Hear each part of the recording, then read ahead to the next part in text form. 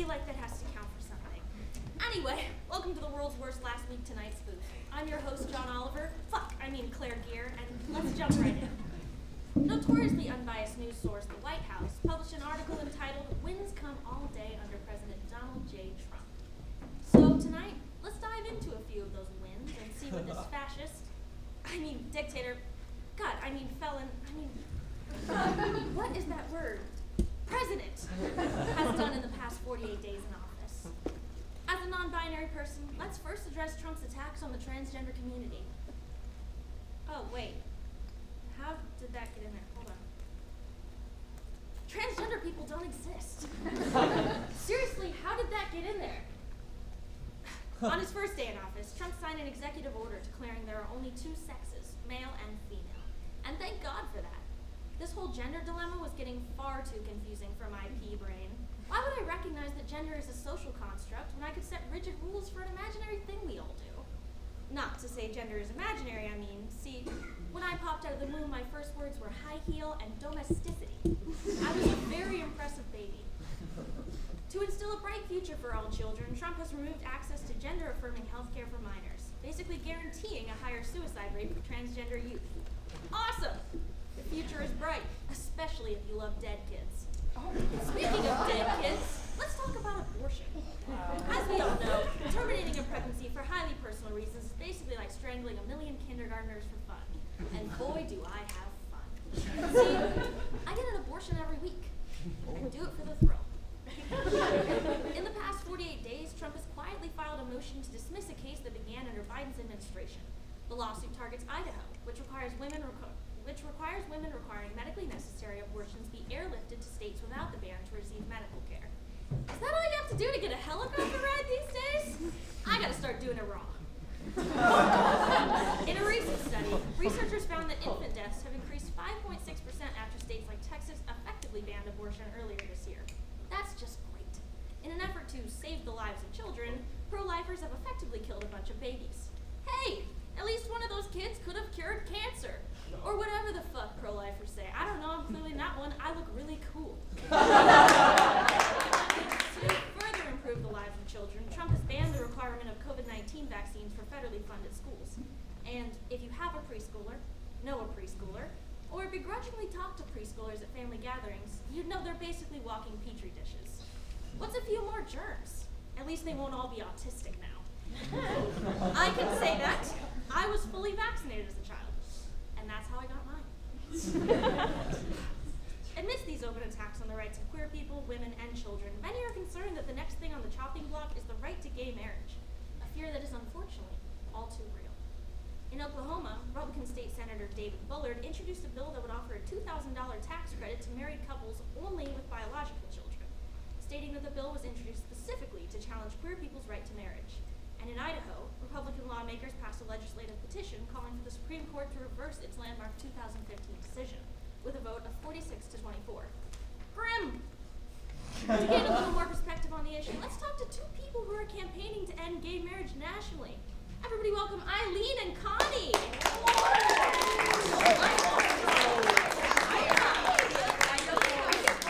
Wow, all this for you? Wow. Shocker. Welcome to the show, ladies. It's a pleasure to be here, Claire Geare. We are excited to be here to talk. Thank you so much for coming out. Oh, of course, it is our pleasure. Eileen and I just love to talk. Yeah, love it.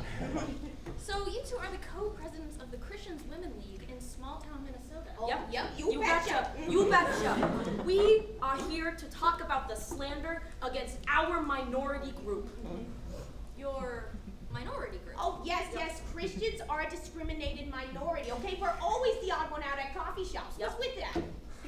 Oh, well, you two seem like pretty independent women. Oh, I would not say independent. Yeah, No, we're not independent. We're not independent. We are both unmarried, but we really rely on the big guy upstairs. So God's very important to you. No.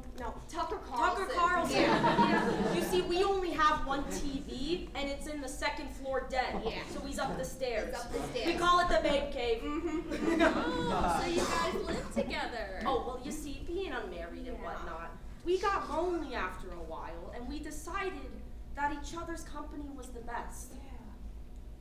I'm just gonna. Anyways, let's talk about the gays. Yes, we are here to talk about the LGBTFQs.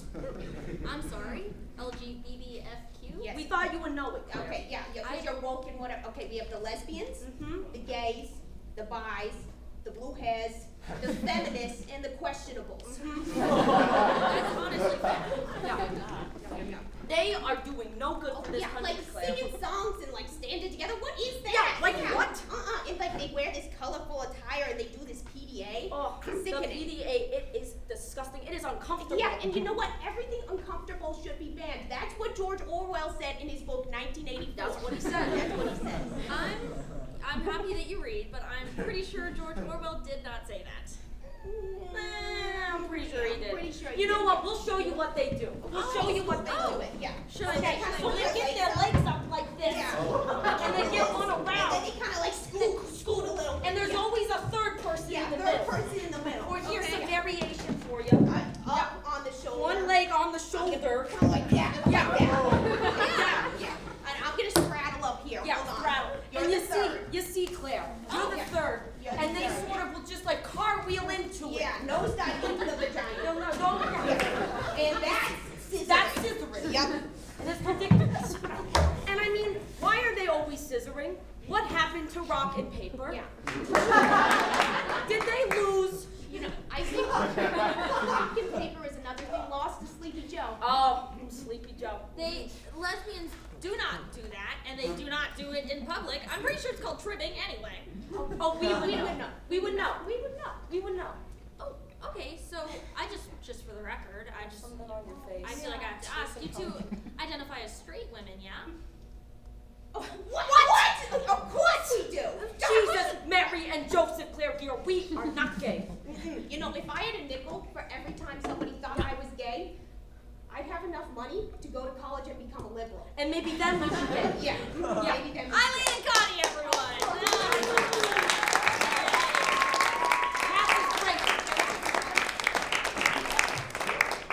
Jesus Christ, why the fuck are you clapping? I just brought out two people who are against gay marriage, and you're applauding them? Wow. I'm at a loss for words. Now, let's end things on a semi-serious note. I wasn't able to cover most of the horrific things Trump has done. From making thousands of immigrants unsafe in an instant, to fucking up foreign policy so bad he got in an on-air fight with the president of Ukraine. There's a lot to cover, and this is supposed to be a comedy show, I hear. But if I can encourage you to do one thing in my time here on stage, I would tell you to stay informed, stay educated, and stay motivated.